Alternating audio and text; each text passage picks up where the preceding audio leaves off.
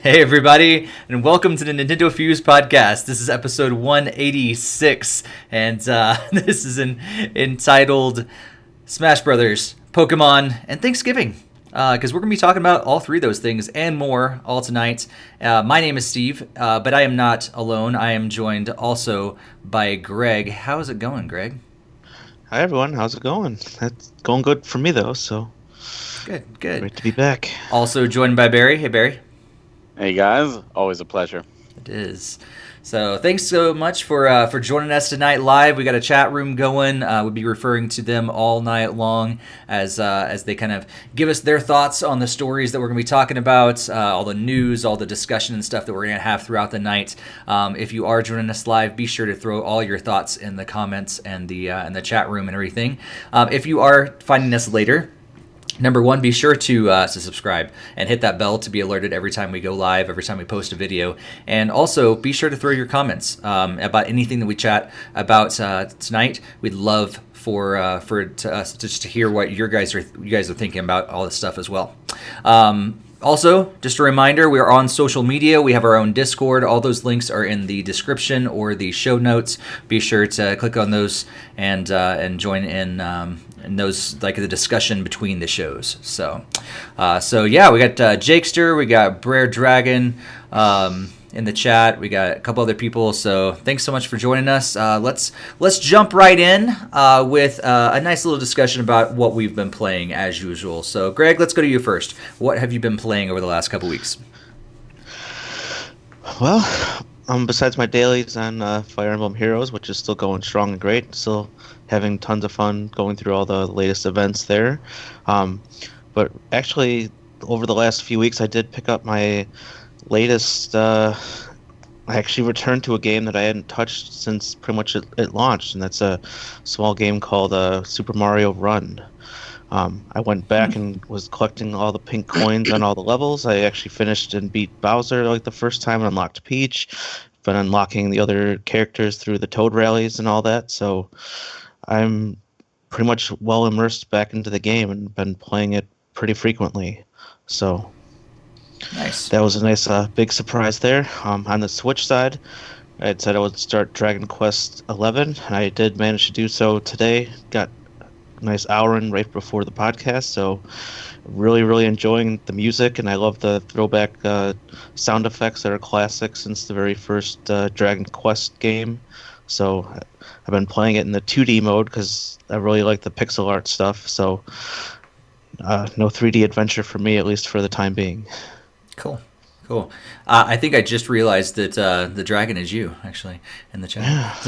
Yeah. Jakester says he's been playing Batman Arkham Asylum and Tales of Vesperia. Cool. So yeah, if you guys are in the chat, be sure to throw down what you've been playing as well. We'd love to see what you guys are playing. Barry, what you been up to the last couple weeks? Trying to think. I finished Luigi's Mansion 3 on the Switch, and I went back to Yooka-Laylee and the Impossible Lair and did a little bit more of that. And and I'm doing Pokemon Shield right now, which we'll talk about later. And I also started, which I know this will make Jakester very happy, Hat in Time. And the reason I went back to Yooka-Laylee, and I'm also started Hat in Time, which unfortunately I started right before Shield came out, so I do need to go back to it, and I will go back to it a bit tomorrow, is I was a guest on the Switch Mania Playcast, and that podcast pretty much is like, oh, every week play a game, so they're like, oh, Yooka-Laylee, oh, go back and refresh yourself, and now it's Hat in Time. So I'm like, oh, I'm going to be on it again? Okay, well, now I got to play Hat in Time. So I know that will make Jake happy. And I'm sure I'll beat it by the time next podcast happens. But yeah, Pokemon, of course, took over little time I had. On the mobile side, I'm still doing Dragalia. Although it's winding down, I'm waiting to see what this next gala and the Mega Man event have to really pull me back in. And that's just because I've done everything in the game except for like the high dragon trials, like the really, really high dragons, like the expert and master. And I've tried them, and it's just finding a good group is ridiculous. And Like some people like, oh, it took me 6 to 8 hours to beat, and that's like, I don't want to sit there 6 to 8 hours being frustrated on my phone. This is why I play games more in easy mode, because there's too many other games. So I'm like, yeah, I'm just not going to worry about that.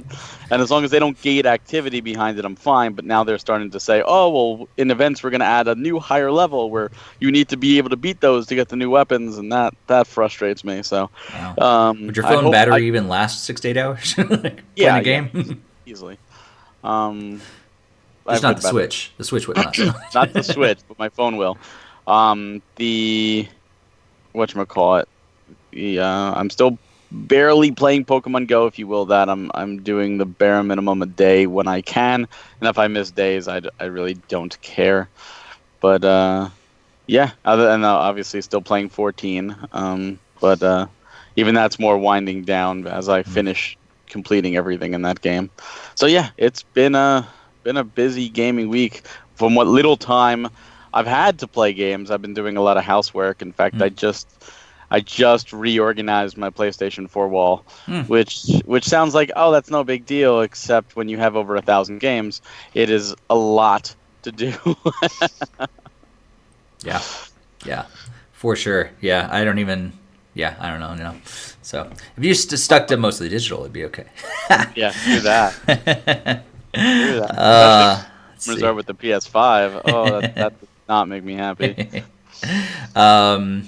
Yeah, so I got some travel time this last week. I'll get some more. Actually, I'm flying out to Florida tomorrow, so I'll actually have a little more time to travel. And as you guys know, that have been long time viewers and listeners of the podcast, that's the time when I get to play a lot more games when I'm traveling. I love playing games, and so I got some time with Pokemon Shield or Sword. And this time on my travel, I was going back and forth, and I did pick up the Pokemon edition, special edition of the Switch Lite, and so I decided, you know what, I'm going to transfer everything over there. Not transfer, but I downloaded games, made this my primary one, so I didn't have to have an internet connection all the time in order to like ping back at the other one and make sure, all that stupid stuff that Nintendo makes you do.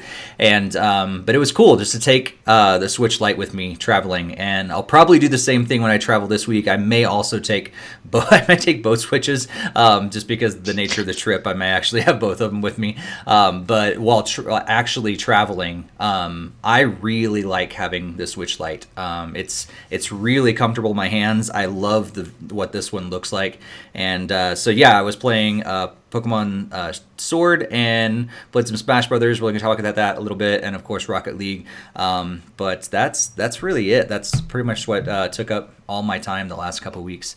I didn't really venture out to do a whole lot more on that. So what else we got going on in the chat room? Let's see. Thanks, Greg. You like the mug?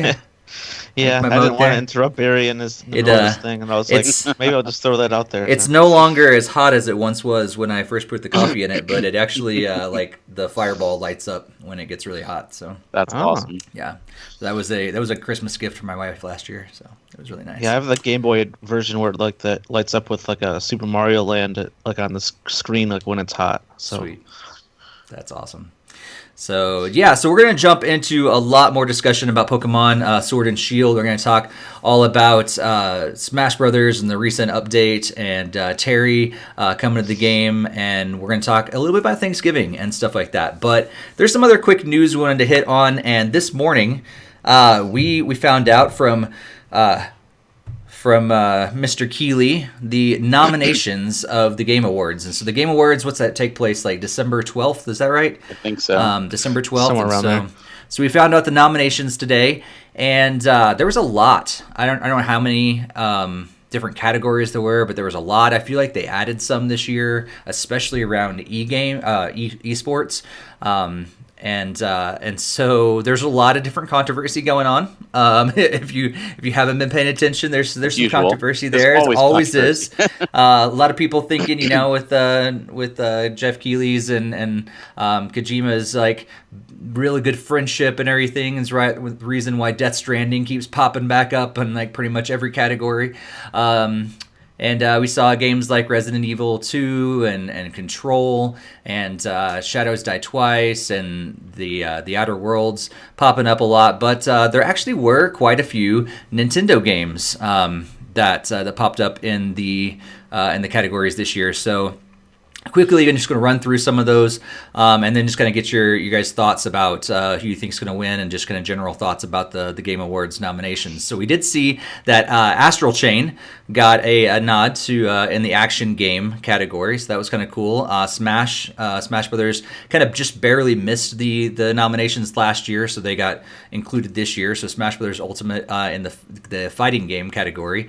Legend of Zelda: Link's Awakening got nominated in the action and adventure game, as well as the art direction. Tetris 99 got a nomination in the multiplayer game, which is kind of cool. Cadence of Hyrule got a nomination in the score and music category, which we've praised that game's music quite a bit. Fire Emblem Three Houses has been recognized in the strategy category. And then we had some other indie games. Gris, Baba Is You, and Untitled Goose Game all got nominations. Luigi's Mansion 3, Ring Fit Adventure, Super Mario Maker 2, Super Smash Bros. Ultimate, and Yoshi's Crafted World all got nominations in the family category, Nintendo's which means that Nintendo's going to win. Yeah. So not only Nintendo, console games, all developed and published by Nintendo games. So that's kind of cool. And I think that was all the ones that and then Smash Brothers Ultimate is also up for Game of the Year. So yeah, quite a bit more Nintendo representation this year. Not a ton, but I feel like if my memory is serving correctly, a little more broader representation than there's been in past years. I feel like a lot of times it's like everything Zelda or everything Mario, but the other games that are on the Nintendo consoles have not been represented. And this year I feel like there's a little bit more. Maybe not as it should be, but I feel like it is broader than usual. So Barry, what do you think about this year's nominations? Well, besides the glaring repeat of Death Stranding and Control and Sekiro, like Resident Evil 2, some of the categories are just the same games. That's a little much. I think there should be a little bit more distribution. But I'm happy to see Nintendo where it is. I think Luigi's Mansion 3 should have probably got a little bit more of a nod. Dragon Quest 11 got royally glossed over. They're in Best RPG. I think there maybe one category has. Maybe not. They might not be in anything. Yeah, but I've never seen it. I don't think they're in anything. And it's really sad to see, but this is, money talks kind of deal, in the negotiations. And unfortunately, my taste may not align with the taste of the people who are voting for this.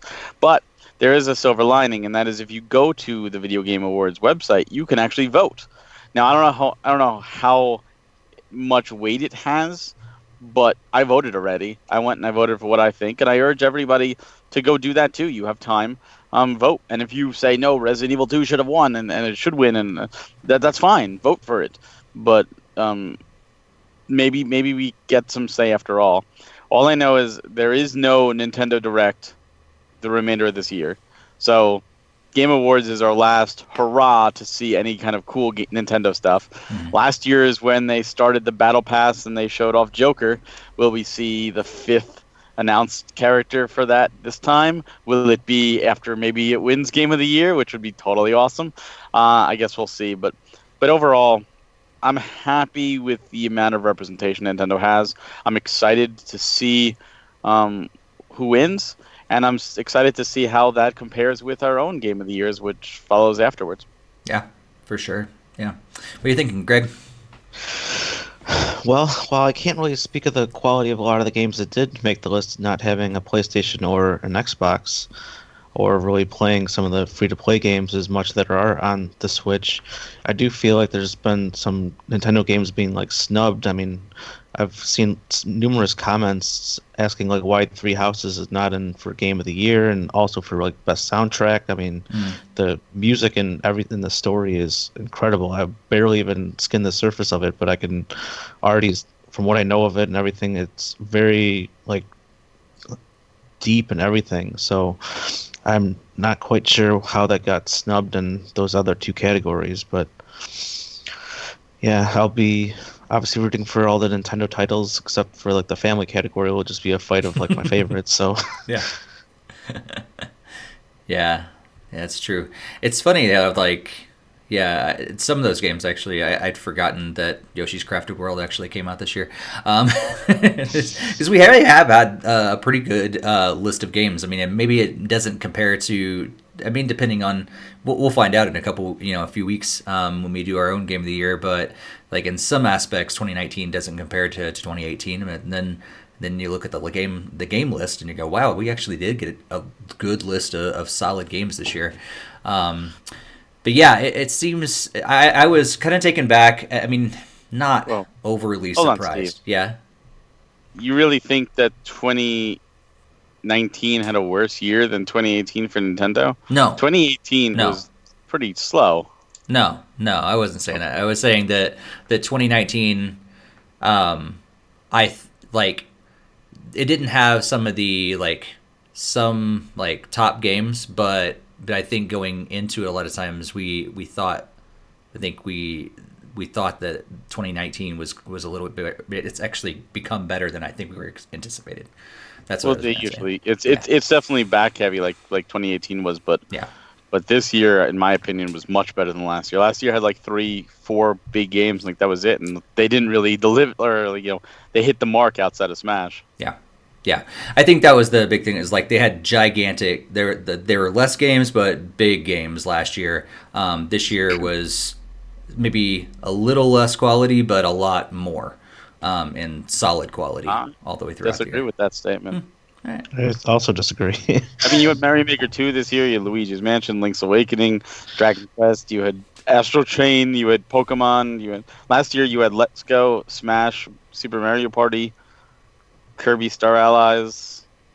I remember this year we even had like new Super Mario U Deluxe and stuff. Like last year was all Wii U ports, and the Crafted World this year. And there's a good chance I may be just thinking of 2017, but I felt like I feel like there was more. But now that you're mentioning it, I'm like, well, maybe those games actually were from the year before that I thought came out last year. But anyway, we'll get into that in our own nominations and awards in just a few weeks.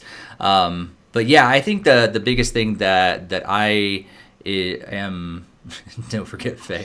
That I am not surprised, but I am disappointed that we did see the same games over and over and over again, nominations, and that's just it's unfortunate, I think, because there really are some quality games. Like the fact that I haven't even played it, but the fact that Dragon Quest didn't even get a nomination for Best RPG is ridiculous, because I've heard what you guys have said about it, and I know just the history of what Dragon Quest's got. Like clearly I know it's a great game. Like not even like any sort of nod at all. Like maybe it won't win, but it's got to be one of the best of the year for RPGs. So yeah. There's been a lot of snubs, even the music category.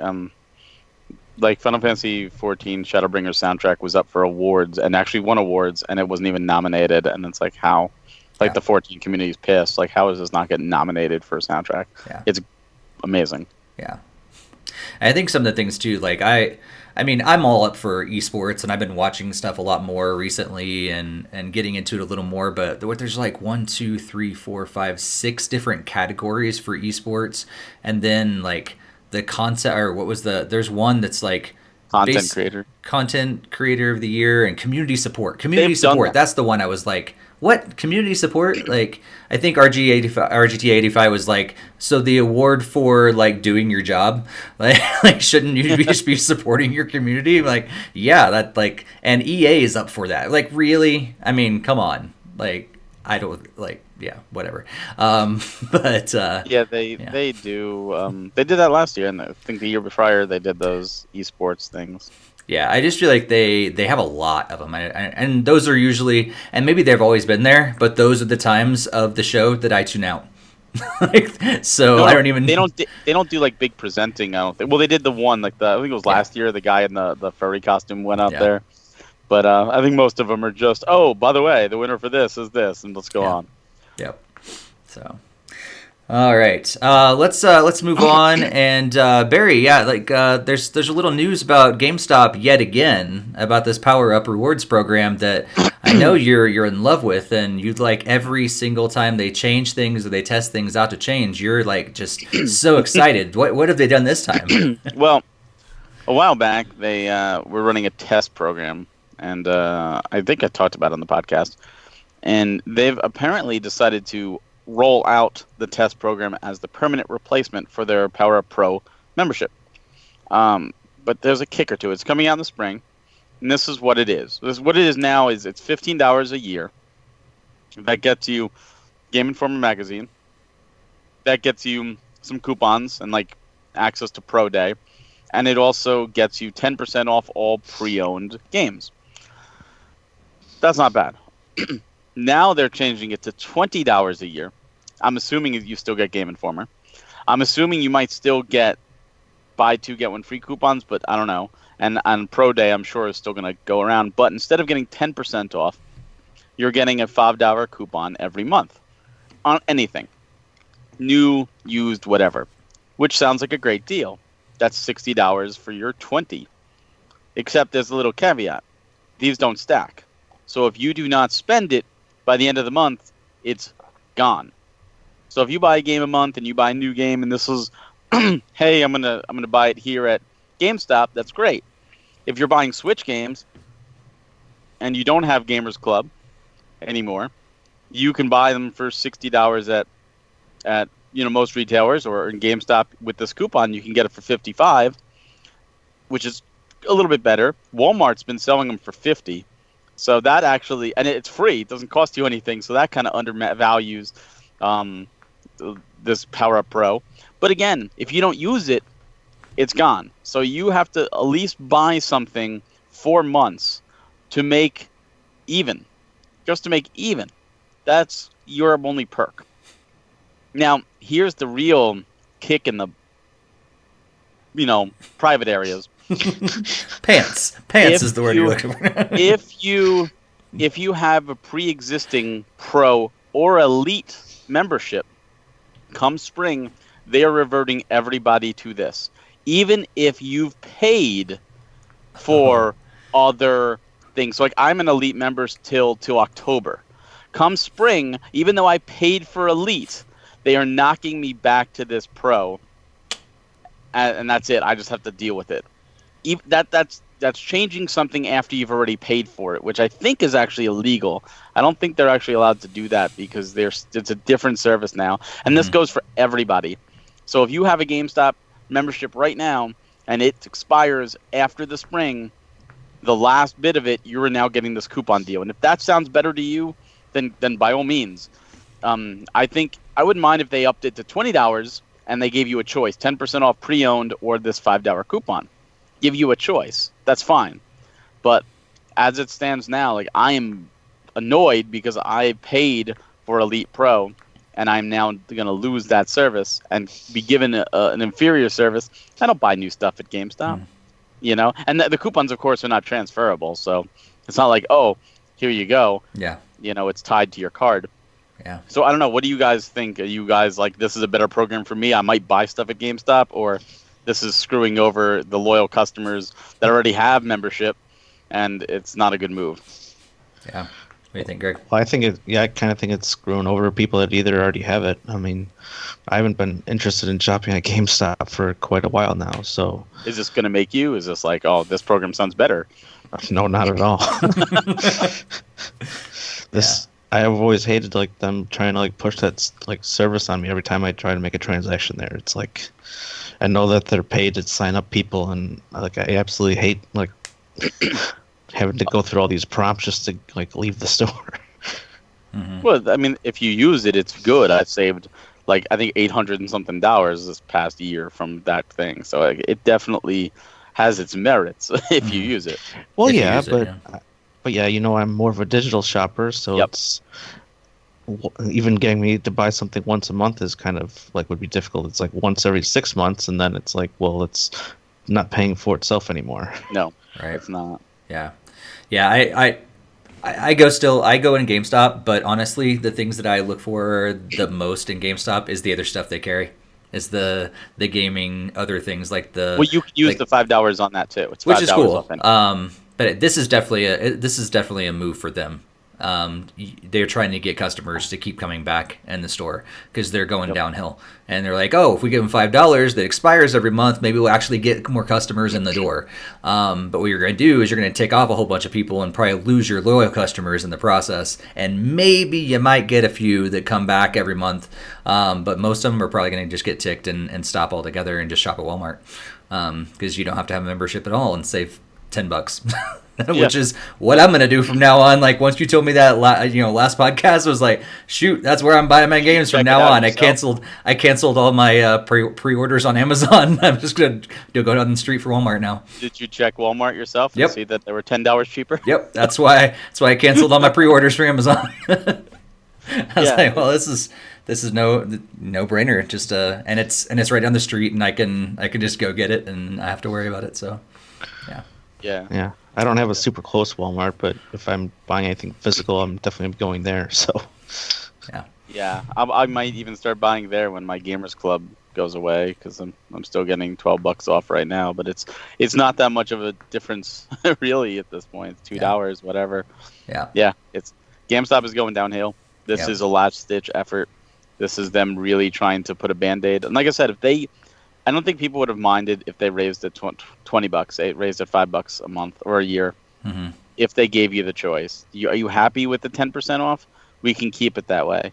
Or would the $5 benefit you? Give people a choice. This would be different if it was a new program. The 10% off program that they've had that since the 90s when it was FuncoLand had that. And it's a 20-plus-year-old program. Yeah. Just to say goodbye to it and then to change people's, it would be different. It would be like, look, when it expires, you now have to go over. But to just say, nope, we're changing it in the middle of your plan is a real slap in the face. Yeah, for sure. They should give you like a partial reimbursement because it's like you overpaid then for that. Yeah, they same should, service. but they're not going to. You know what? There's this big controversy right now going with GameStop because managers are being told to not let people, not tell people if they haven't picked up a pre-order because that keeps the money in the system, and instead roll that to a new pre-order, kind of like, oh yeah, you know what, this is coming out, you didn't buy this game, but how about this game coming out, kind of like try to keep the money in their system because they're bleeding so badly. They're trying not to give back the money of pre-orders to people.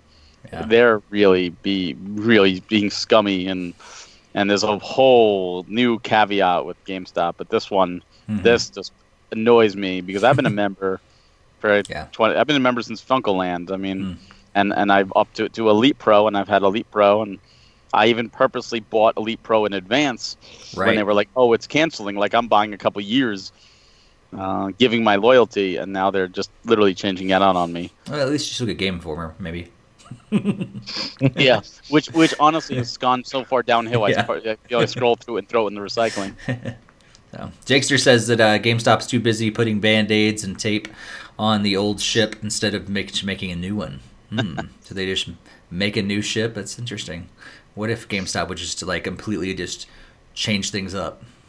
Well, that's what they're doing. They're just doing it poorly. Yeah, I feel like they're going the ways of Toys R Us. So could be. Oh, Jakester says that what I was talking about with the reserve thing is what they did to Jakester. Link's Awakening. Yep. That's too bad. On the other side of things, though, seems like we're having some good news, at least in the digital world, on mobile games. Greg, tell us about what Nintendo's success has been like on mobile games, and because of that success, it looks like they may be changing up a game that's been out for a while. Yeah, so as you were kind of preluding, we got some sales updates on the Mario Kart Tour. It's earned $31.8 million in October, so it was a top-grossing mobile title globally, above Fortnite in terms of the App Store revenue and everything. So that's great to really see something like that. That means they're doing really good. The company that's doing it, Sensor Tower, is comparing it to the performance of like Fire Emblem Heroes, which obviously you've heard me talk about every single podcast since that game's come out, and it's like getting up there, like kind of comparable. So let's see. So it's like Fire Emblem Heroes only got 8.9 million in October, but it's kind of been on like a somewhat of a sinking ship for some fans of the game, but it's pretty cool to see that it surpassed that. So what did Regalia do? Do they have that numbers for October? yeah, let's see. That was further down in the thing. They had 17.9 million. That's not measly bad. 17.9 million. But it's off of much less users. It's like yeah. It's like 1 million users or something like that. No, I'm not. That was total sarcasm. I'm totally. That's quite a bit actually. It was like 17.9 million is quite a bit of money for a month on a new IP. Yeah.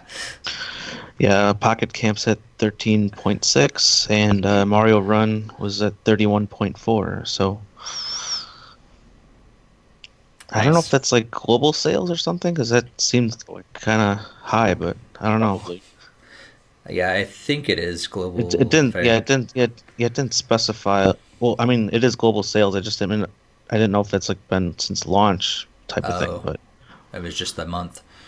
Yeah, because that's a lot for Mario Run to be picking up a ton of new players. Well, you started again, so yeah. Oh, you, Greg. You didn't realize you spent that much money in the game, did you? Your wife. Well, no, that's the preferred method. You buy the entire game and you have access to everything in the game. You're not getting nickeled and dimed on. You're not getting nickel dimed for every single thing. You don't pay like 10 cents for a Toad Rally ticket or something. Well, that's what they did in Animal Crossing, right? And in Pocket Camp, you just get the game. They wouldn't add something like that in that game, would they? Well, that's the other story I was covering. So, Pocket Camp, it was going to be revealed that they're going to try to transition that more over into a subscription service, which obviously it can be controversial depending on who you talk to. So, like with this, along with this, you'll be able to appoint one lucky animal to be your camp caretaker, and they'll help out around the campsite. Assuming that means like managing all your buildings that you're on, like trying to build and all that kind of stuff, and make sure everything is collected on time. And you also receive like fortune cookies to store your furniture and clothing items in the warehouses. So yeah, I don't really like the sound of subscription services. I haven't really been one into Pocket Camp to begin with, but this certainly would not want me to be paying monthly just to, or weekly, or whatever the subscription is for, to be obligated to play it. So I don't know what you guys think about subscription services for gacha-like games. Yeah. No. I haven't played Animal Crossing Pocket Camp in a long time, probably since like the first week it came out, and this is definitely not going to get me back into the game. Like, you know what, I was wanting a subscription service for this stuff and just be able to just subscribe to one more thing. No, not at all. I think the subscription thing in Mario Kart is absolutely ridiculous and stupid, and I'm glad I don't do it. And I did it for the first two tournaments, like Barry said, and like got the trial over two of them, so I got to get the benefits of both. But it was the free trial, and that was all I did. So I haven't paid for it since. There are very few mobile games that I've actually felt like I needed to buy anything, and sometimes I'm okay with like buying like one or two packages, or it's like sometimes in was it Clash Royale I play, and I'll sometimes buy the season or something like that, or I do the same thing with Fortnite or Rocket League or something like that. It's for a season. It's like one price, and you get extra things for this season. And that's okay. Sometimes I'll lay down $5, but I can do it when I want to. A subscription just like keeps it going, and you have to have that subscription in order to get all these benefits and stuff. I'd rather spend my money on a subscription like Disney Plus or Netflix or something like that. That's just going to be more beneficial to me. So this definitely won't pull me into the game. What do you think, Barry? Yeah.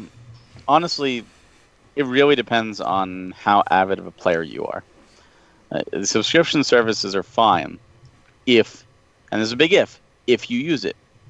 You know, if you play Mario Kart Tour every day, if you do every tour that goes on, if you get all the gifts per tour, that $5 a month isn't so bad, because that's 2 tours worth. You get high end cars and racers and stuff like that every tour, on top of gold and standard ones. So if you're using it and you're having fun, it's worth it. That's really what it boils down to. Is it worth it personally? If you're doing it for the sake of doing it, like I'm gonna hit this and forget about it and I'm not gonna play, then no. It's just like anything. If you have a Netflix subscription and you're paying for it but you never watch Netflix, it's not worth it. But if you're watching Netflix every other night and you're binging series, it's well worth the subscription because you're getting enjoyment out of it. And you have to factor into, if you go to the movies, you're going to pay $15 for a movie, you get 2 hours of entertainment, it's done. Mm-hmm. If you're going to do a subscription service and pay $5-10 for a season, whatever, and get a month long of entertainment, that's not bad. It really depends. Mm-hmm. So if they switch to this and people buy into it and people are enjoying it and playing the game, then smart on them. They're making money. And if people aren't, they'll change their ways. I'm with Greg. I prefer the Mario Run method. I prefer to buy the game and have everything. But when it comes to games like gacha games, that wouldn't work.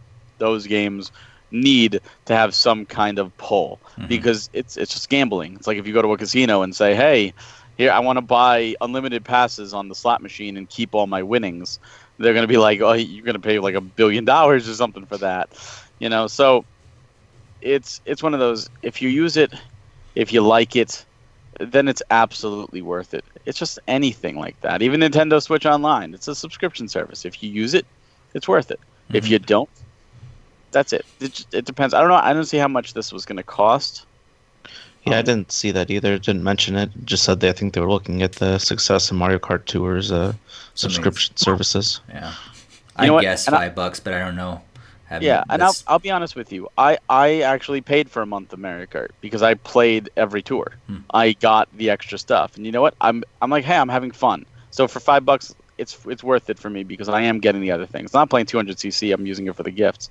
If Dragalia had a subscription service, $5 to get a few spins or a few pulls, 10 pulls, I would do it because I play the game every day. So it depends on user usage, really. That's all. I haven't touched on Pocket Camp. I don't plan on touching Pocket Camp. But if I was an avid player and I felt this would be worth it to me, then go for it. Yeah, that's really all I can say about it. Yeah, I guess I just feel like Netflix's subscription is much easier to use because like other people in the household can use it, and it's also like on a TV. If you're buying like a mobile game package, it's like your personal phone. It's not like you can really let other people get extra entertainment value out of it. So, well, if you, I don't know. If you buy a digital game, you're only licensing it. You don't actually get to own the game. So if you pay $50, $60 for a digital game, you're getting to play it, and then it's eventually going to go away. So just like a subscription service, eventually it goes away.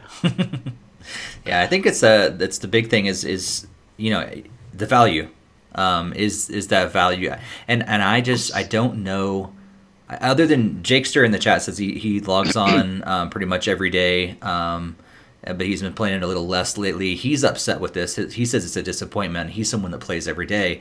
I don't know anybody that plays this game. I actually forgot about it until this news came out. I forgot that it even existed.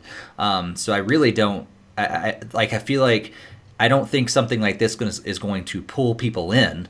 It's only going to probably get maybe some money out of the people that do regularly play it. Yeah. And that's, I don't know. We'll see how it all turns out. I think you just hit the nail on the head. I think they feel that the game has hit a stagnant point where there's not a lot of new subscribers. And if anything, the subscriber base is slowly trickling down. And they're doing this to try to leverage whatever they can out of the current subscriber base, which is a lot still. Mm-hmm. But if they can secure a little bit of money, depending on how they price it, if they do price it $5, and there's 1 million people, it's $5 million. 2 million people, that's $10 million.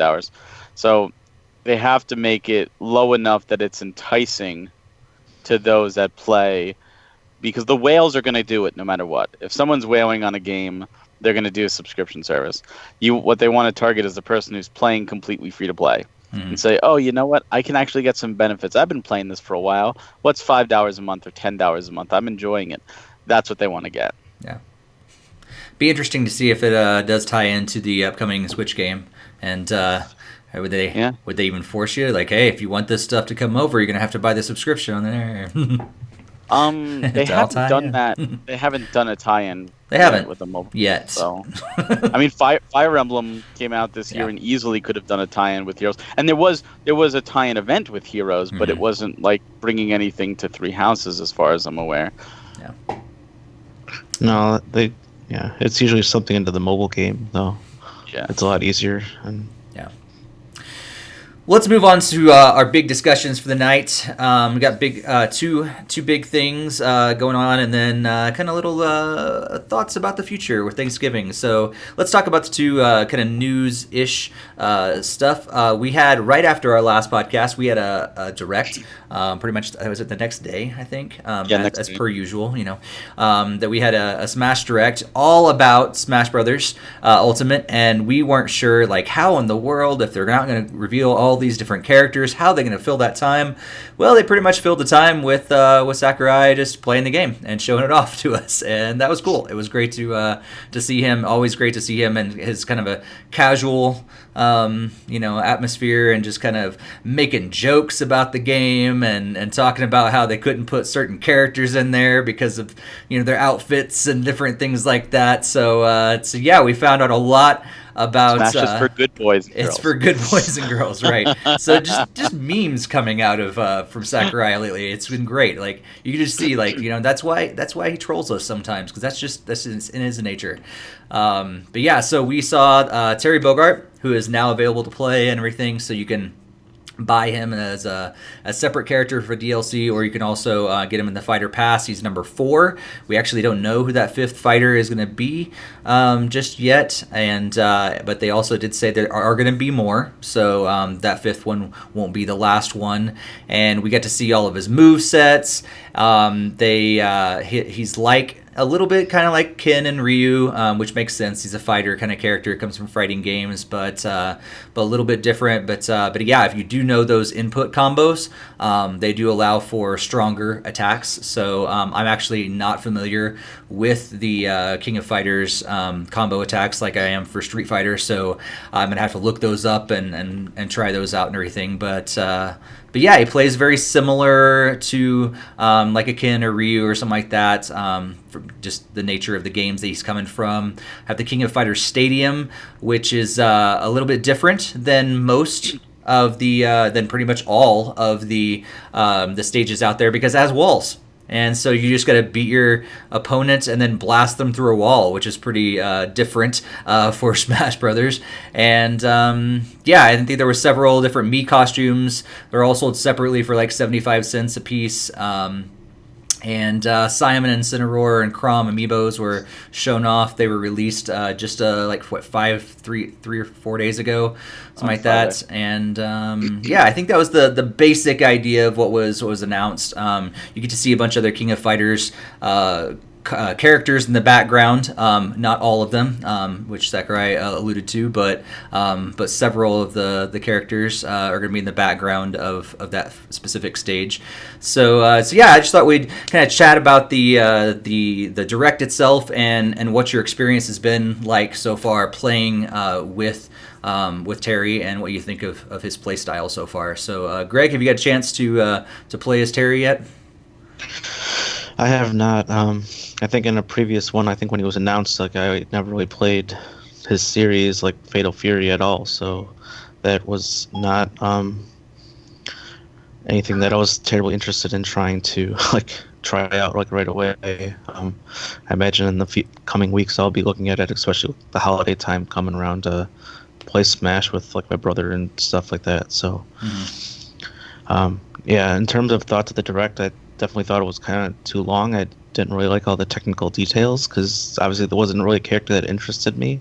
So I mean, I know they went into great detail on like the hero when he had joined, but like I didn't still think they did like a whole direct that was like 40 some minutes long on it though, even though they had a lot to show on him. But I don't know.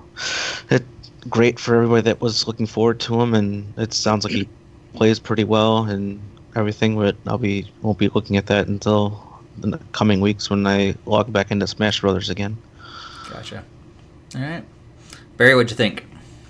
I enjoyed him. I played him after I finished Luigi's Mansion 3. I went for that and went through his classic and messed around with the stage, and I think he plays really well. As for the direct, it was definitely longer than I anticipated, but I enjoyed the technicality and I enjoyed almost the history lesson. And it almost seemed like this was a direct result to so many people on the internet going, who? When they announced Terry. It was like two different camps. It was the people like, how do you not know Terry? He's one of fighting royalty. And other people, I've never heard of this. This is before my time. Give me a character I care about. So it was almost like he's like, all right, listen, I need to school you kids on who Terry is and what Fatal Fury is and what King of Fighters is and how important SNK is to the fighting scene, because SNK is huge. If you couldn't go into an arcades in the late 80s, early 90s without seeing an MVS, you just couldn't. And they were cheap, they were easy, it was multiple games per cabinet, and you were most likely going to be playing a Fatal Fury title. And Terry is so important to that. So I love the attention to detail. I do wish one of his costumes or one of his alternate outfits was the female one from SNK Heroines, just because I think that would be different and unique. I was very upset about the Mai situation because I was waiting, because Mai is my main in King of Fighters, and I'm like, come on, how can you not? Like, she is the equivalent of Chun-Li. You have Ryu, Chun-Li. It's like, come on. And then when he said that, it definitely was meme-worthy. However, I don't know if you saw this or not, but people dissected, that's not really what he said. That's just what the translator said. This Smash is for good boys and girls. If you actually do the real translation of what he said, and he said this to the Japanese audience, is that it's because of Sero. And Sero is the rating board for Japan, like our ESRB. And had they included Mai in there, they would have had to raise the rating of the game. So they didn't want to raise the rating of the game, and they didn't want to cover her up, because they had to cover up Mithra in a sticker. They would definitely have to cover up Mai for this, and they didn't want to cover her up. So they decided to keep the rating at an E, or I forget what 0 or whatever the lowest rating is for that. They opted to exclude her. So if they tried to explain it to the American audience, they would be like, what's a Sero? But it's ESRB for there. So that's the reason why they didn't include Mai, which is a little bit more forgivable, but it still sucks. Yeah, I'm more of the, like, why translate it that way then? Yeah. Like, you could easily say, if, you didn't even have to say Sarah. You just said, like, the Japanese rating board. Just say, if we did this, we'd have to increase it on the Japanese rating board. And we go, oh, okay, that makes sense. Like, that's just a weird translation. Yeah. I always feel like there's translation errors, like, from Nintendo, though. Yeah, that's par for the course. But yeah, I was expecting, I was like, come on, do an announcement at the end. Like, I waited this whole time. Come on. They're like, here's the announcement trailer, the finalized version. I'm like, really? Really? I waited all this time for the same trailer again. Oh. Yeah. But no, it was good. I enjoy playing as him. I'm excited he's there. It just makes me really anticipate what's coming next, because, and I think this is both a blessing and a curse to the younger gamers. And what I mean by that is, as older gamers, we know most of these characters, so it's great for us. But for newer characters who've never been exposed to them, I think this is a great stepping stone into their worlds. A lot of people haven't played Dragon Quest, and now they have the hero, and let me play the hero, let me learn a little bit about Dragon Quest. Oh, this is cool. Oh, I never played Banjo-Kazooie, now I can do it, now I can see what those characters are, let me see what the big deal is. Funny, when Sakurai told us to play Xbox One, it'd be nice to say, hey, we can play them on the Switch, which, of course, in this case, you can play King of Fighters and Fatal Fury on the Switch with the arcade archives, I believe, as well as SNK Heroines if you want to see the female version of Terry. But it's I'm excited for it. I really enjoyed playing as him. I want to play a little bit more as him, but with so many games, I was like, I did what I needed to do. I did all the stickers or all the spirits, and I moved on for now. Nice. Yeah, I want to go back and I need to spend more time with him and also play on that stage a lot more and everything too. But I really like his moveset, and it's definitely I liked Ryu in the beginning, but I wasn't really sure. I ended up gravitating more toward Ken, which was weird because Ryu is my main in Street Fighter, but I gravitate, and I really don't like playing as Ken, but Ken was a little different in Smash Brothers. But Terry has I like his different style. I like his recoveries a lot better. There's some range on his attacks. It's not just up close. There's some different range attacks and stuff too. So I'm like, it's kind of that mid range or that middle kind of fighter that's well rounded. And that's usually the ones that I gravitate towards. So yeah, I'm excited about playing more with him, and hopefully can get some time with playing some other like human players in person, so I can see how he does against other people instead of just the CPUs. Because I really don't play online because it's just bad. So but yeah. Let's move on and let's talk a little bit about Pokemon Sword and Shield before we move on to our Thanksgiving chat. So Pokemon Sword and Shield came out on the 15th, which is actually the same day that those amiibo came out. And so I ended up getting Sword. Barry, you got both of them, I'm sure. Yeah, which one did you actually get in playing? I got the double pack with the Steelbook from Target, but I'm playing Shield. My wife is playing Sword. Cool. And Greg, yours is on the way. Is that right? Like you're probably gonna get it. Well, yeah. It's on my Christmas list. I'd asked for Sword, so it might not get it till the end of the year. So okay. So we'll have to revisit your thoughts about Pokemon eventually, because I'm interested. We could have a whole like podcast dedicated to just like Greg and his first Pokemon experience. Yeah, I should create a YouTube series for that. You should. You totally should. Yeah, stream the whole thing. So, all right. Well, so I guess this is mostly Barry and I. But Barry, what do you think of Pokemon Sword and Shield so far? I'm enjoying it a lot more than I thought I would be. And I say that because I played through X and Y, and it was the last actual gen I played. And I was halfway through Alpha Sapphire, and I just got bored of it. And when Sun and Moon came out, I got them, and I played like the little demo for it, but I never actually played the game. And when Ultra Sun and Moon came out, I got them, and I never played. And I did Let's Go last year, which again was a different type of game, and it was also Gen 1 again, so it was familiar. So I was like, I don't know how I'm going to do, but I'm going to give it a try. And there's a lot of things I really like in this game. And it's funny because before this game came out, there was all the controversy and all the people attacking Game Freak and all the people boycotting it.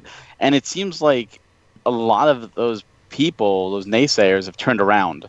A lot of people are like, yeah, this game is actually a lot of fun. And there's still naysayers, but a lot of people are enjoying it. And I'm one of them. I was never a naysayer, but I was like, it looks okay, but it doesn't look like amazing. Like the more I'd start nitpicking it, but there's a lot of fun in this game, and I am on my way to the 6th gym right now. Wow. And I've got like 145 Pokemon. There's a lot there, and the wild area is fantastic. I really hope the next games are nothing but wild areas kind of deals, like Breath of the Wild Pokemon. And I understand why they cut some Pokemon, because I'm like spending so much time on these routes, like looking through the Pokedex, like, oh, there's 2 more. It tells you like there's 2 more Pokemon here that you don't have. And I'm like, where are they? Where are they? And what's interesting is how they do the Pokemon. It's kind of like what they did with Let's Go, with them out in the field, which is great. But then there's also hidden ones in the grass, and you don't know what you're getting. So it's kind of a mix of both. Yeah. But you can still avoid those if you don't. I'm weak. I just got to run, the Pokemon Center. I like that. At first I didn't realize that. I'm just getting the ones on the outside, and then I'm like, wait, what? There's more there. What? So I like that element, and the dynamic weather in the wild area where there's different Pokemon and different weather and different times and different raids. I haven't done a raid with people. I've tried, but like I just sit there and no one joins. So I've been doing the raids with NPCs, and I've at least beaten up to 3-star raids so far. and I'm having a blast with them. I think they're really cool aspect. They don't take too long. The story is interesting. I'm actually interested. I do wish some characters appeared more. Like Team Yell is all for this one gym trainer girl, and she's only in a couple scenes so far, and it's just like I want to see more of her. Like I almost wish I ran into them more, like on the road, and not just like, oh, we have to have a battle, just like, oh, what's up, how you're doing, like maybe a little more dynamic. But that's nitpicky. I think they're very well built games. I think there's a lot of fun there, and it does have me excited for what the future holds. I think this is just them getting their feet wet. Like, and yeah, maybe there's some excuses. Maybe there's some reused 3DS stuff to Switch. That's possible. I'm not going to say yay or nay. It doesn't detract from my enjoyment. And if they bring the whole decks next time, they do.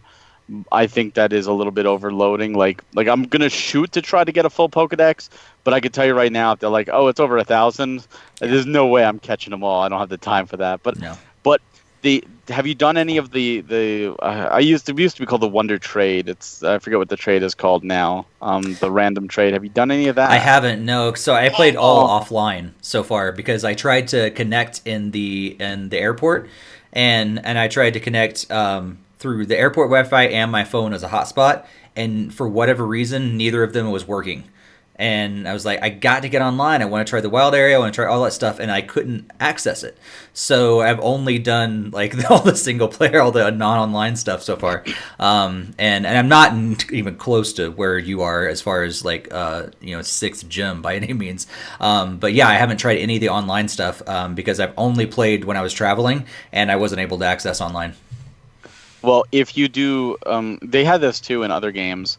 But I think it's more exciting in this game just because there's more Pokemon. They might have had it in Let's Go as well, but pretty much it's you take a Pokemon and you have to connect to online, and then you just put it to random, and it'll find a random person, and you'll trade.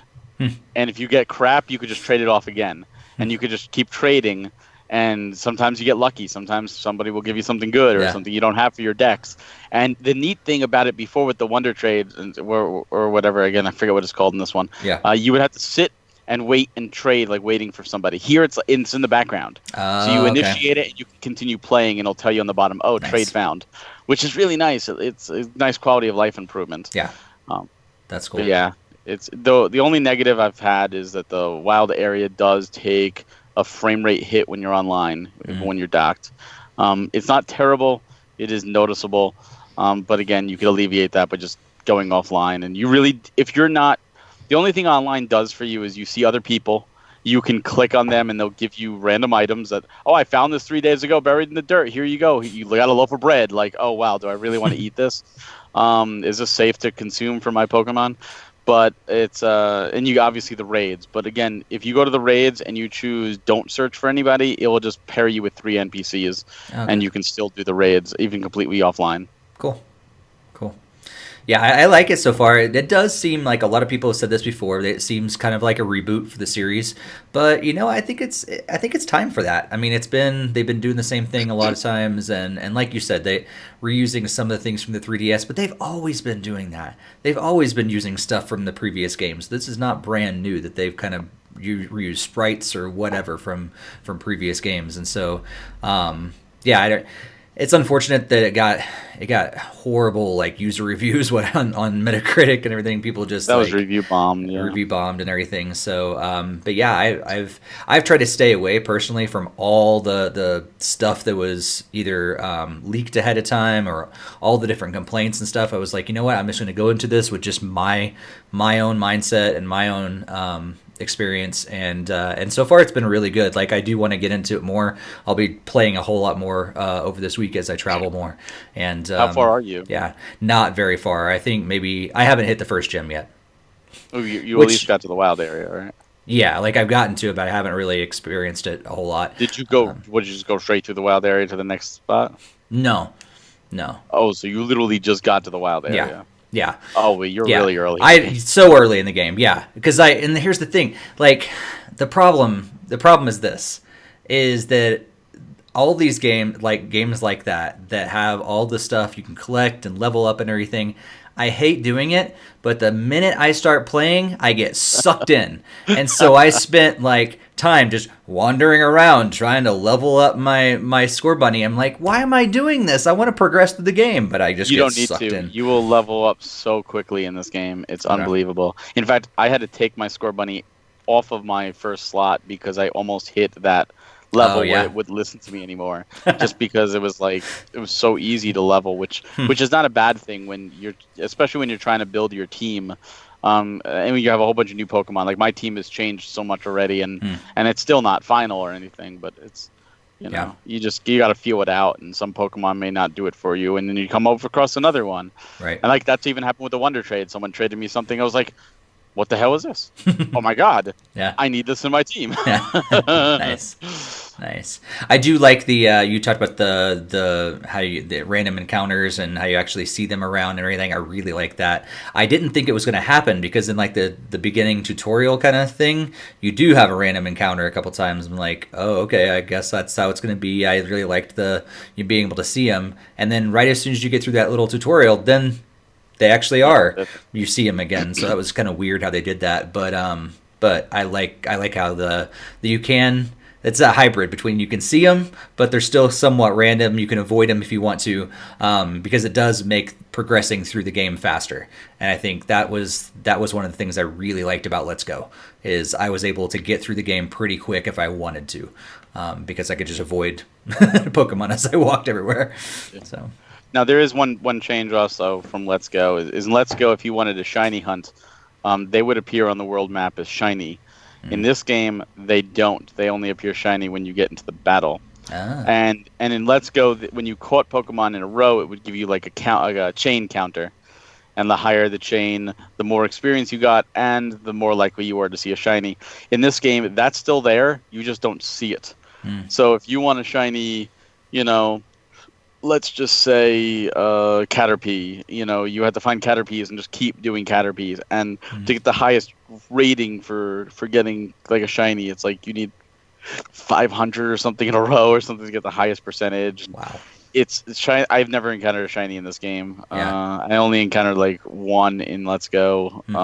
They're really rare.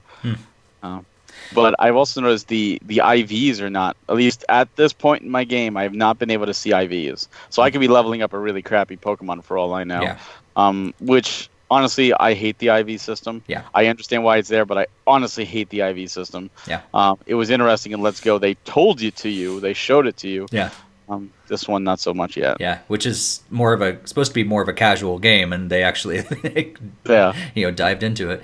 I never paid attention to the IV stuff before. Like, I was just more of like, I'm gonna beat this game, have one team that I progress through, and it's gonna change out and everything, but I don't really care about all that stuff, so it's not that big of a deal for me. But that is interesting that they would put it in Let's Go, but not in Sword and Shield. So. All right. Well, Greg, any thoughts? Like, have you been more excited about Pokemon this time around? Are you getting excited? Is it like what are your thoughts about it so far?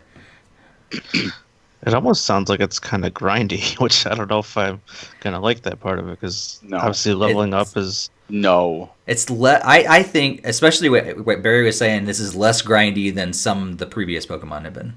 Honestly, I've gained more levels just from catching Pokemon, because you also get experience when you catch Pokemon. So when you get to a new area, if you want to collect them all and you want to try to find them, you're going to be there for a little bit trying to get them, and you may run into some duplicates that you just kill quickly to move on. So and experience goes to all your Pokemon in your party. So all 6 Pokemon that you have will get experience. So you're constantly leveling up your entire party.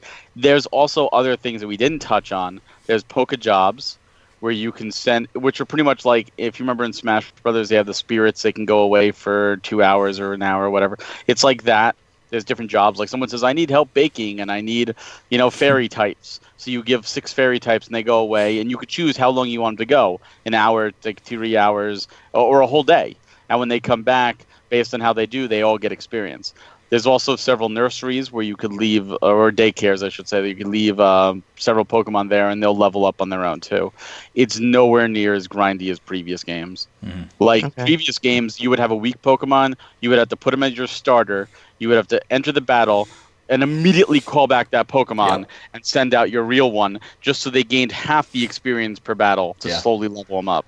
This one, it doesn't matter. You can put a level 1, which I've done. I got like a level 1 in the trade. I put it in my party, didn't touch it, and they're like now level 40, and I never pulled them out. Just playing the game. Yeah. Yeah. Jakester's asked about Dynamax thoughts. I haven't gotten that far to encounter that stuff yet. Barry, what are your thoughts about that? I like the system. It's like I liked Mega Evolutions. I never got to really do Z moves. As I said, I didn't really do Sun and Moon, but I did like the Mega Evolutions, and I kind of miss them. Dynamax is purposely not abusable because you can only do it in 2 scenarios. You can do it in the raids, and you can do it in gym battles only. So it's not like, I'm just going to find a random Pokemon and blow it the hell up. You can't do that. Dynamax only lasts for 3 turns, so you have to use it wisely. If you're doing a raid, only one person can Dynamax the entire raid. So if you're doing it with other humans, you got to plan ahead. If you're doing it with NPCs like I've been doing it, just Dynamax your Pokemon. The NPCs don't do it anyway, so you might as well just take advantage of it to help you out. You're the only one benefiting anyway. In gyms, the gym leader will always Dynamax their last Pokemon, so you can kind of plan accordingly for that. Dynamax is cool because what it does is it changes all the moves you have to the same move. So like if you have 3 different fire moves, it doesn't matter. They're all now called like max fire. So it's max whatever, max earth, max fist, max water. The move does extreme amount of damage. It does some other effects. And again, you only do it 3 turns. You also gain an HP boost and stuff like that. It's grandiose to see, but in reality, it's really just a spectacle. It's not abusable. I do wish Mega Evolutions were back, and I hope in the next one they bring all these moves all together. But yeah, it's cool. It's definitely a cool feature. The only negative, if I will say about it, is that the animation isn't terribly long, but when it's your 5th, 6th, 8th time of seeing yourself grow a Pokemon, it's like, okay, come on now. Short. Just a skip button. Yeah. Okay. I've seen this already. Let me do a skip. But again, it's not make or break. I think if that, and honestly, you can play the entire game and never Dynamax. You can beat the raids without Dynamaxing. Okay.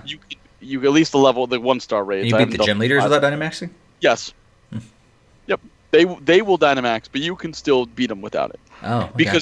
Because remember, provided you have 6 Pokemon, you could most likely do it. If you only have 1 Pokemon you can rely on, then you might want to Dynamax it.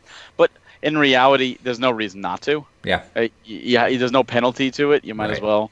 It's not like you have a certain amount of them you can do or anything like that. Nope. Yeah. Yep. Because again, it's only restricted to gym battles and raid battles, and there's no timer. So if you do a raid battle and then another raid battle, and then right away go to a gym, you can still Dynamax. Oh, okay. So there's no recovery time or anything like that. No recovery time. Nice. And some Pokemon actually have Dynamax forms, others don't. And I think some people were confused about that. Every Pokemon can Dynamax, but some have special forms. Like Gengar's, it's literally just like the top part of his head with his hands, and it's just like this giant mouth, and it looks really cool. Obviously, you've probably seen the Meowth where he's like super tall and stuff like that. Pikachu becomes his old Chunkachu from Gen 1.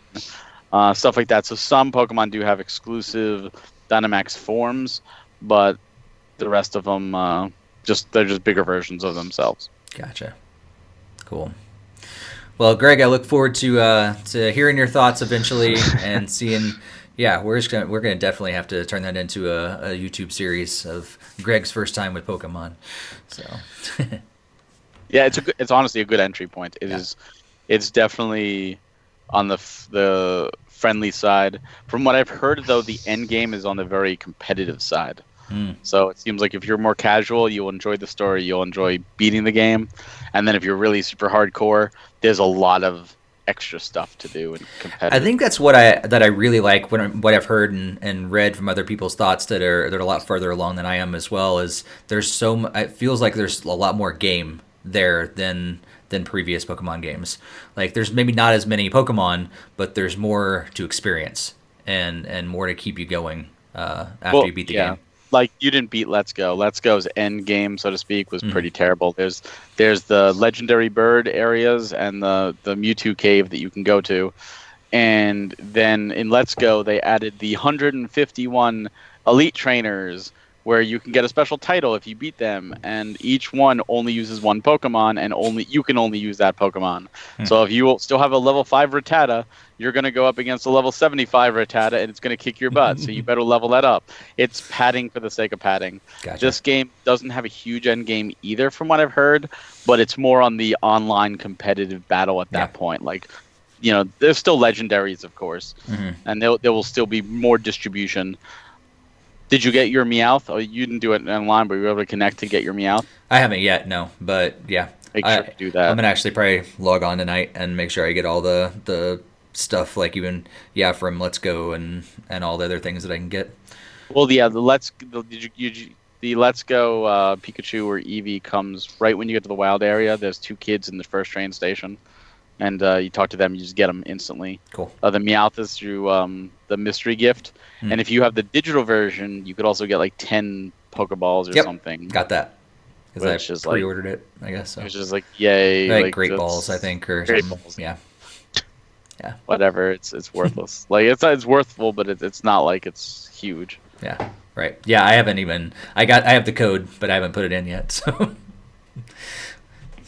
Cool. The Meowth event goes to, I think, January something to get the free Meowth. And it's interesting is it's a free it's a Kanto Meowth. There is a Meowth for the Galar region with a new evolution form. It's not actually Persian this time. But the only way to get the Kanto Meowth, from what I've seen, is either through this promotion, or there is an NPC that will trade for one from like a Galar Meowth for a Kanto Meowth. So you can still get it past this promotion, but you might as well get it for free during the promotion. Yeah, that's cool. That's cool. All right, well, let's move on to our last big topic of today before we wrap up. And Thanksgiving here in the United States is coming up really soon, and I'm blanking. I need our Canadian friend to tell me because I forgot when Thanksgiving is in October. It's already passed, right? Yeah. So it's already done. But here in the United States, we have Thanksgiving next week. So Thanksgiving for me growing up was always a time where we got together with family and friends and stuff like that. But there was a lot of video games attached to Thanksgiving and a lot of holidays and stuff. So we just thought it'd be kind of fun just to think about Thanksgiving coming up, but also Black Friday is kind of the attached thing to Thanksgiving, and a lot of people go out and try to get the best deals and everything. Nintendo has jumped into the Black Friday deals this year, and we have a bunch of games that they've marked down to like $40, so you can get Super Mario Odyssey, Super Mario Party, Legend of Zelda Breath of the Wild, Splatoon 2, Donkey Kong Country, Tropical Freeze, Mario Tennis Aces, Kirby Star Allies, Octopath Traveler, Wolfenstein 2, and all for $39.99. And you can also get a pair of Joy-Con controllers, either the original gray or the original neon blue and red, for $59.99. And they're going to have the Pokeball Plus. This is going to be marked down to $19.99. And you can also get a Switch bundle for $2.99. And that includes Mario Kart 8 Deluxe. And it's the original Switch that's in there. It's the one before they beefed up the battery life and everything on it.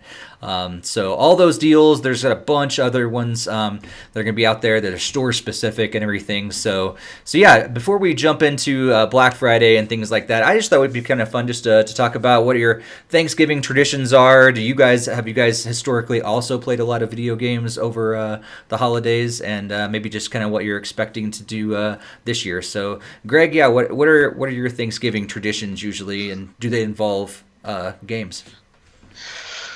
Well, nothing that usually too much that involves games. At least before I was married, it usually did, because it's like I'd see my cousin and my brother, and we'd easily could play whatever Nintendo console was out around the time, typically Smash Brothers or whatnot. But in more recent years, I've only seen them a handful of times, and sometimes some years we might get together and play the most recent Smash Brothers game, whether it was on Wii U or now will be Switch. So my brother actually has a Switch this time around, so we might actually end up playing some Switch over like this coming weekend. So that's pretty much just about it there. So Nice. Barry, what are your traditions usually, and do they involve a lot of gaming?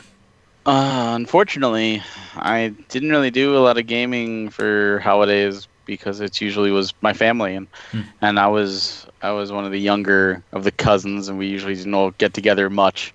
Even during the holidays, it was more like just my mom, my dad, stuff like that. So I didn't get that. Oh, let's all get together and game. And then usually when we did, because I was the youngest, they would get together and just talk. My grandmother, my cousins would come over. We just sit around and talk and have coffee and cake and just sit there and talk. And I'd be like bored out of my mind, like I just want to go play. And even in more recent years, with usually. Like this year, my wife's actually flying down tomorrow to go to her father's, and they're gonna drive up, and we're gonna have Thanksgiving here, as opposed to last year where I had Thanksgiving down there. And when I go down there, I bring the Switch, and I played like Octopath, I think I did Ys 8 last year, and like I'll sit and I'll still try to play, and this year is gonna be the same, but it comes second to family. Like family, we're gonna go do this. Okay, well. I'm not playing until the end of the day. So unfortunately, I don't have any like grandiose tradition of, all right, let's all get together and play Smash, or let's play Mario Kart, or even Jackbox. It's all just everyone doing family things that don't involve video games. And at the end of the day, when everyone disperses, that's when I go play alone. Nice. So nice. I've actually, I think when I was really little, we played a lot of board games growing up. So gaming was always, some aspect of gaming was always a big part of our family traditions around holidays. We loved playing board games or card games and stuff. And then when I started getting into more like like Nintendo, the first NES time that I played my NES was at my grandmother's house at Christmas. Because my cousin got one, we hooked it up and started playing as a family. I got sucked in. I remember getting like the Super Nintendo, N64, bringing it and always packing it up. So one of the first things that I always ended up getting for my consoles and stuff was a carrying case, because I knew I was going to be taking it back and forth to family, and especially for holidays and stuff. So yeah, I remember lots of Thanksgivings like getting done and playing with my cousins, my dad. I played like GoldenEye was a big GoldenEye and Mario Kart 64. Yeah. We played so much, and I remember thinking that I was really good at GoldenEye because I was playing against my dad and my cousins, which I found out weren't very good, because then I started playing against real players that knew what they were doing, and I realized that I wasn't that great. But it was fun at the time because I was like, yeah, I could totally beat them and everything. It was really fun. So, yeah. So I remember. So Thanksgiving for me now is a little different because it kind of changes up being away from home. I haven't been around family for Thanksgiving in a long time. Christmas will be different because I'll be around family a lot, and we usually play a lot of Jackbox and other big party games and stuff like that. But yeah, gaming's almost always been a part of our Thanksgiving traditions. So lucky. So lucky. Oh yeah, because when I was in high school, I was always playing GoldenEye and Smash 64 and Mario Kart 64. Like those are ones I'll always remember. Like whatever, was it 20 years ago now? Yeah. I did it with friends. If they think during the Thanksgiving break from school, they'd be like, "All right, I'm going over to my friend's house," and obviously the 64 era, playing Star Fox and the GoldenEye and Mario Kart and all the multiplayer games, but it was never with family. Like my family, sometimes they'll say, "Oh, I'll sit and watch it," and it was always more of a hassle because it was like, it's single player, but now I've got a backseat driver in a sense. It's like I don't really want that. Yeah, I think that's why I've always been into multiplayer games, because there has been that tie into family, and family is really important for me and stuff too. I've been always really close to my family, but gaming, multiplayer gaming, and family is always going to come together. So I think there's a little nostalgia in that for me. So I'm Jakester said he's a little jealous of us, Greg, because we have had some memories there.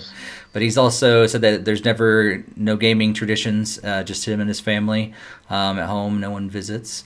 And then Jared said that the only time he ever gamed with family was during the Wii era when it was big with everyone. That was a big time as well. I remember played lots of games of the holidays during the Wii era. That was huge because then we got my grandma involved and my aunt and other people that normally just sat back and watched some of us. The Wii pulled in more people, and so Just Dance and stuff like that. More and more people play, so that's been cool. Well, you can still get them to play Just Dance 2020 on the Wii today, Yeah, I haven't owned a Just Dance game in a while. We'll probably play, at Christmas, we're probably going to play a lot of Jackbox, because that's what we did last Christmas. It was so much fun. Okay, so let's talk about this year's Christmas. What are you guys hopefully going to be playing and buying? Let's take into account Black Friday as well. If you do get a chance to play this Thanksgiving, because a lot of times it also includes some time off from work, and maybe you do have maybe those late nights to play, or maybe you're trying to sneak them in between other things going on. So what are you looking forward to maybe playing this over this Thanksgiving break, and also maybe buying on a really good deal at one of the Black Friday deals? So Barry, what are you excited about for Thanksgiving this year? This Thanksgiving will probably be, if I haven't finished it yet, Pokemon Shield and A Hat in Time. And after those games, I'm debating if maybe do the latest Layton game, or what I'd like to get, and I'm planning hopefully Black Friday a deal on it, which is Star Wars Fallen Jedi, or Jedi Fallen Order. That looks good at single player, and maybe there'll be a deal on that. As for any other thing for Black Friday, maybe a Switch Lite if Best Buy has a deal on it. Otherwise, every other game I pretty have, so it's not exciting. In fact, when I was just doing this wall now, I'm like, shoot, I gotta figure out some ways to consolidate some things because I'm really running out of room.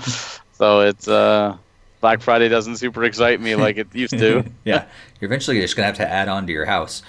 I've been trying. My wife won't You've been trying. She's like, I'm not letting you add on just for video games. I'm like, come on, we could do 2 floors. You could have one room, we get the other room. No, it's another room for me to clean.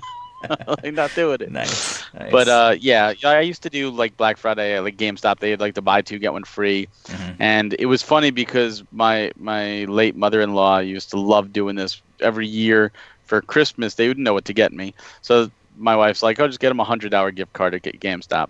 So it became a game that they would give me a $100 GameStop gift card and set me loose in GameStop and see how many games I could get for that $100. And they were always amazed because I would bring up this was especially when I was going for the Wii set. I would bring up stacks of games and we get 70, 80 games for that $100. And they're like, oh my God, because they were all $2, $3 games, then buy 2, get 1, and they were always like, oh, how far are you going to stretch it this time? And now it's I go into a GameStop and I look at the used walls and I'm like, have everything here, or if I don't have it, you're asking more than I want to pay for it. Well, let me wait till I get some $5 or whatever. So it's I'm still gonna get that $100, and it's not gonna be a game anymore because it's I can't stretch it like I used to. Because and at GameStops especially, they're shrinking their used section so much that it's sad. So I'm not even. I mean, maybe if there's an Amazon Lightning deal, but I can't even think of anything that, oh my God, I'm dying to get. Outside of Star Wars is the only one that I just haven't picked up yet because it's an EA game. It's going to go down in price really quickly, and I'm not going to play it right away. Yeah. Let's see. Looks like Jared said sadly, I don't think he's going to be able to get anything off the top of his head. He's not thinking of anything. So his gaming may be a little dry over Thanksgiving. Jakester's going to still be doing Batman and Tales, Stardew and FGO. Used games are too expensive, he says, nowadays at GameStop, and I agree. I feel like some the ones they have, every time I do walk in there and look at them, I'm like, either they're newer games that are just $5 off of the regular price, or they're games that I really don't want. Well, you know what? That's true. A lot of the times, what I would get would be the $2-3 games, like the really really cheapo, and some of them are good titles, and some of them are probably shovelware. But I had fun just going through some of them and just seeing how bad that is, and especially when going for a full set, you need them anyways, so I may as well grab them at that price. Now there's nothing like I'm looking at consolidating PS4. I don't need more PS4, and it's like, oh, look at this big PS4 wall. It's like I have more here than more at my house than you have here. You know, like I don't need that anymore. So it's sad because it used to be a game. It used to be only go to all these GameStops because I live in an area where there's like 10 GameStops within 5 miles of my house.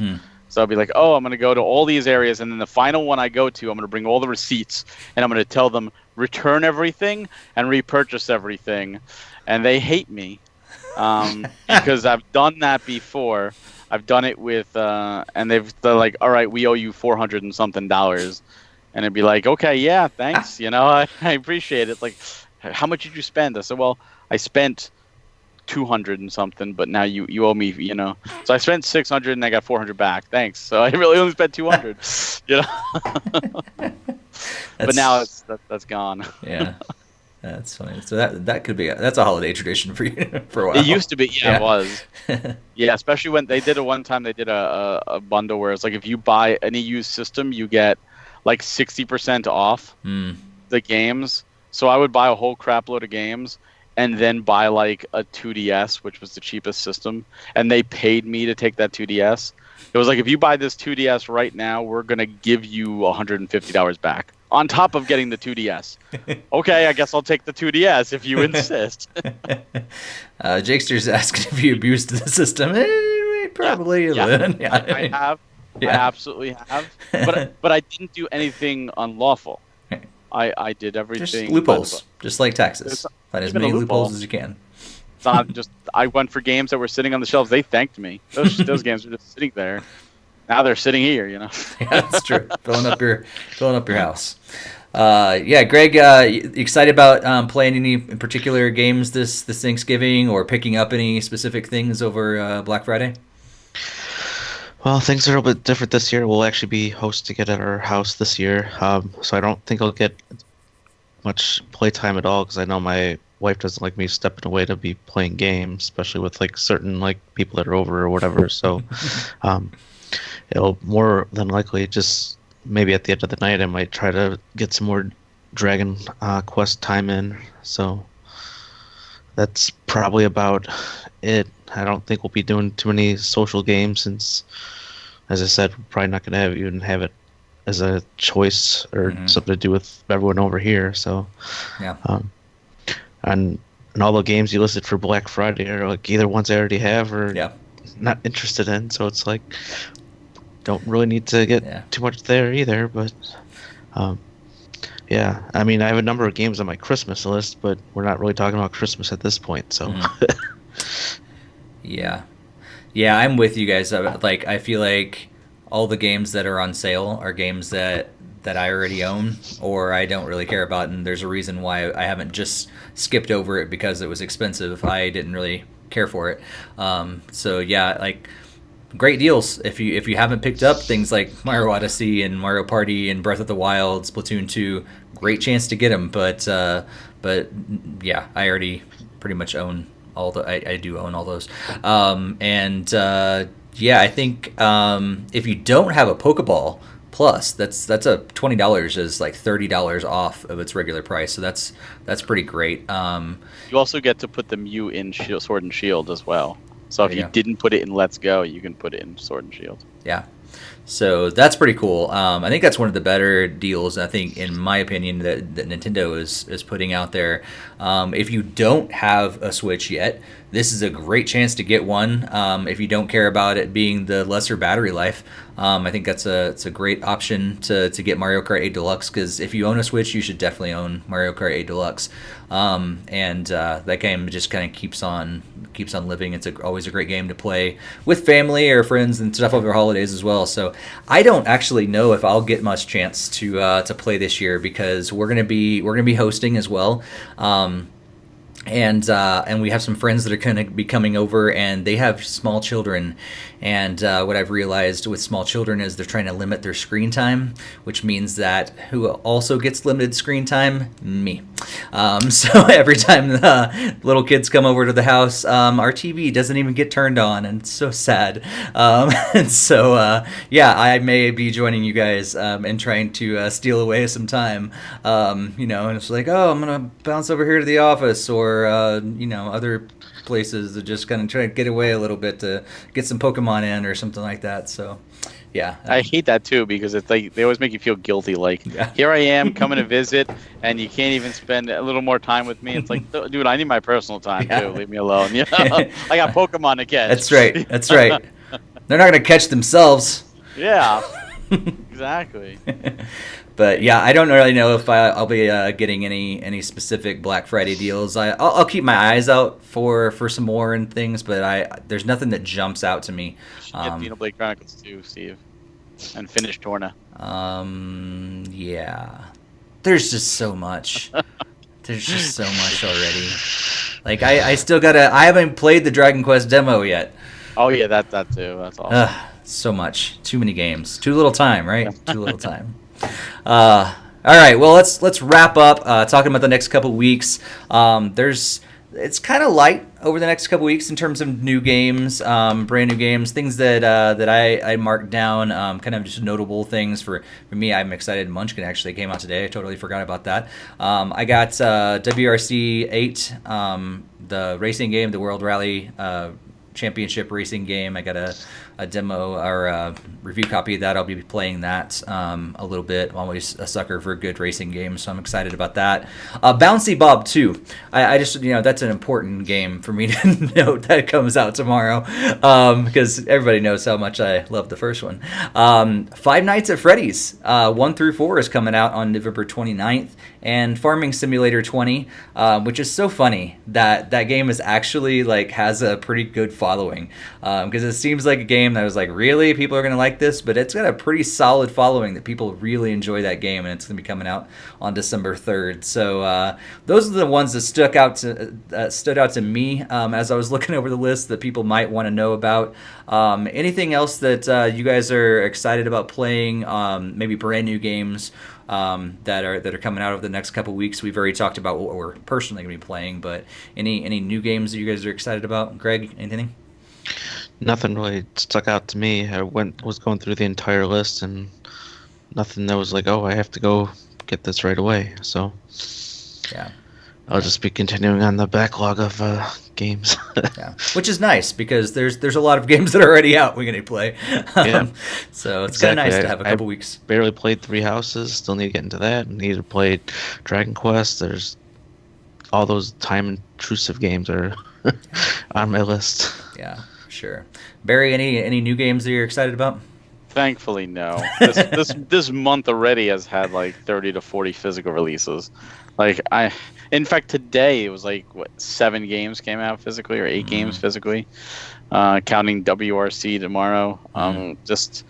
Just too many at this point. So I'm so happy to be able to say, yeah, there's nothing actually I'm looking forward to playing as a new game. Once I finish what I'm playing, I can actually go back and start again working on the backlog. Even like I mentioned, the latest Layton, which came out the same day. Oh, I forgot to mention, I played New Super Lucky's Tale. Cool. I played through that 100%. Nice. That was a lot of fun. But that came out the same day as A Hat in Time, New Super Lucky Tale, and Layton. I'm like, oh my god, on top of other games. So Yeah. it's here's 3 games I actually want to play, bang, bang, bang, on the same day. Yeah. So I hope to move on backwards, and thankfully, I don't think there's anything from now until the end of the year that's coming out that has me uber excited or anything other than just the standard physicals coming in. So yeah, I'm excited. I get a little bit of a break of new games. How many hours did it take for Super Lucky's Tale? Because that's on my list, and I can't Super wait Lucky to. Tale, it probably took me about 20. I did get everything except for the final level, as in the post game level. I just didn't finish it all because it's pretty much here's the bosses but harder, here's some of the challenges, but harder, and I just didn't feel like going through them again for no reason. But as for a game, I'll say this: I went to New Super Lucky Tale, and then I went back to Ukulele. And in terms of like platforming finesse, Ukulele is the better game. But going from New Super Lucky Tale to Ukulele felt like the worst game because like it's missing certain things like double jumps, where New Super Lucky Tale is more fun. I had more fun playing New Super Lucky Tale, even though it was super easy. It was just enjoyable. It was fun. I had a blast doing it. Ukulele, like there's no way I'm going through and getting 100% on it. And I actually enjoy that game, like exploring the overworld more than the 2D levels. Even though the 2D levels are awesome, it just became like, all right, I'm not looking forward to it. New Super Lucky Tale, each level is different. Like some are 3D platformer levels like Mario 64, and some are 2D levels like like the standard Mario Brothers. Some are auto runner stages, some are puzzle stages. It's always changing things up, and I like that. So it is definitely a worthy playthrough. I had a lot of fun doing it. I had more fun doing that than a lot of games recently, just in terms of like that childlike fun. And your daughter will probably really love just watching you, Greg, as well. Awesome. That's cool. Yeah, I do recommend it.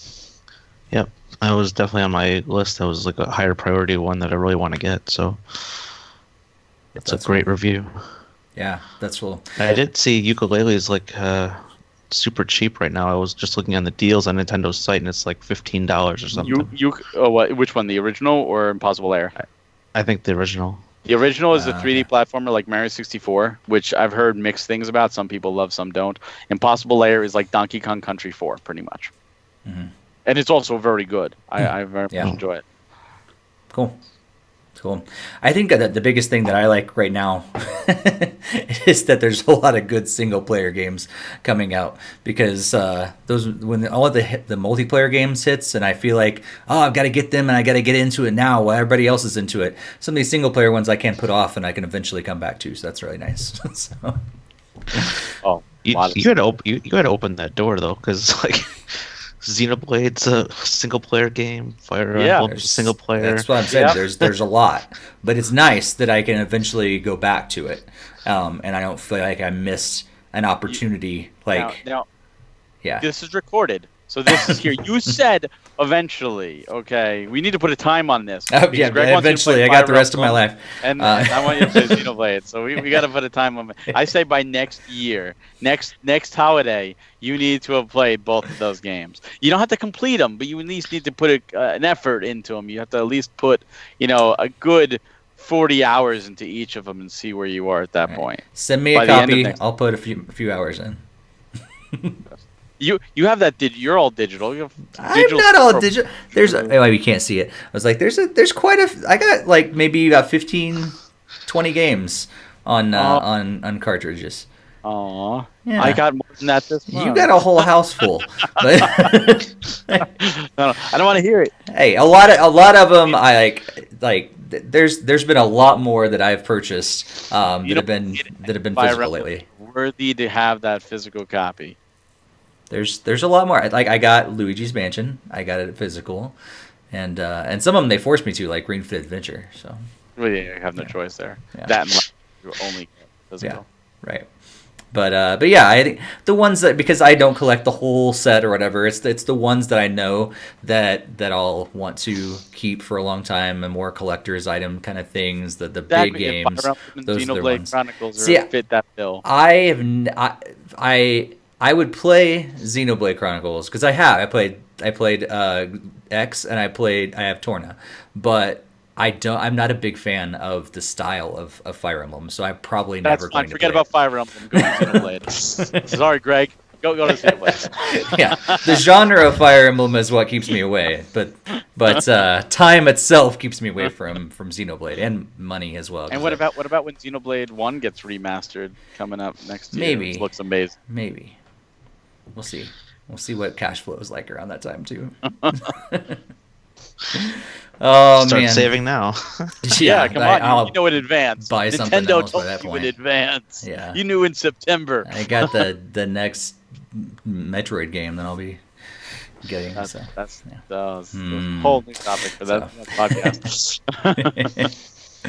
All right. Well, thanks to everyone that joined us for another episode of the NintendoFuse Podcast. Again, if you are new, hit that subscribe button, hit that bell here on YouTube, subscribe on your favorite podcast app if you're listening after the fact.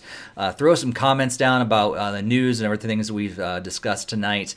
We'd love to hear what you guys are thinking. And if you have questions, you can always send them in. Contact us on social media, email, and all that stuff. But you can also send in videos. So we would love to even feature you in a video question. So make sure you send that in. You can keep it short, so for brevity and everything. But that'd be great to have you guys. They can do it in an hour and we can just take a break. Yeah, we'll just hand it over to you guys, but it's all yours. Yeah, so we would love to. We always, of course, we've been interacting with the chat tonight. It's been very lively. They've had so many great things to say about everything tonight. Great conversations that sometimes I can't even refer to them because they're just passing so quick. But make sure you do kind of jump in the live chat. If you're listening and you've never been here live for one of these recordings, try it next time. We're gonna be live next episode is going to be December 3rd. So that means we have 2 more episodes before our Game of the Year podcast. And so December 3rd will be our next episode. And then we're going to do our Game of the Year on December 17th. And we've been kind of figuring out all the categories and stuff like that. There's going to be a little bit of some changing a little bit. We can discuss that in our next episode about exactly how we're going to line that up this year. And then we're going to take a couple week break for Christmas and New Year's, and then we'll be back near the beginning of January. So that's kind of the schedule over the next several weeks, the couple months, so you guys know what to expect. So December 3rd, we'll be back with another episode. Join us live. Again, if you haven't ever done that, join us live in the chat. We'd love to hear from you guys. And again, thank you so much. Thank you, Greg. Thank you, Barry, for joining us. Always a pleasure. Yeah. Agreed. And thank you all for listening. And we'll be back next time, December 3rd, next live show. See ya. Have a good one. Later.